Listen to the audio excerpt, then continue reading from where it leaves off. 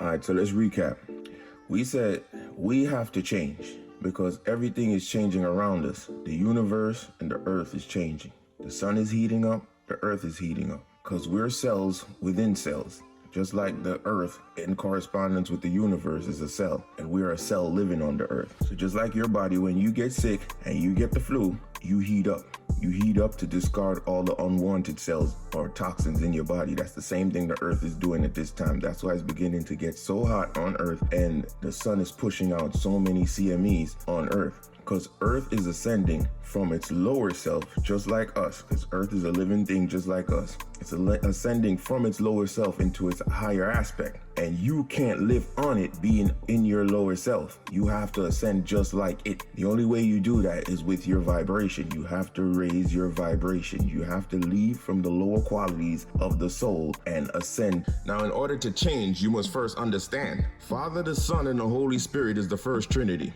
It is pure light, pure thought, pure essence, and it's abstract. Now, when that light descends or is crucified, because that's what the story of Christ was alluding to, and that light is crucified, it manifests itself on this plane, on the lower plane, in the spirit, body, and the soul. Now, why is it when the divine light descends below and becomes a divine spark, is considered a crucifixion? It's called death to the infinite, because the infinite is now on the finite plane and it becomes restricted. On this plane of the below, there's also a separation of above and below. The spirit is above on this plane, and the soul and the body is below. The body becomes the veil of the soul, and the soul is the veil of the spirit. And this is your spark. This is where the divine spark lies. This is where the death or the Christ in the tomb story or allegory comes from. So the process is called involution. When the divine light descends below and becomes a divine spark, it dies. Then with wisdom, knowledge, and understanding, it ascends back up,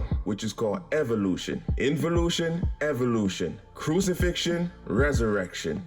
Death and resurrection. It's the same story across all religions, just told different based on your traditions. So the spirit is the true you, the divine spark. But you can't alter this. This is pure light. The only thing you can do is give it visibility. The tool that you use or the vehicle that you use for that is your soul. The soul has all the properties that you need to give it visibility. Depending on which properties you attune yourself to, the body gives those properties expression. The body is the veil of the soul, and the soul is the veil of the spirit.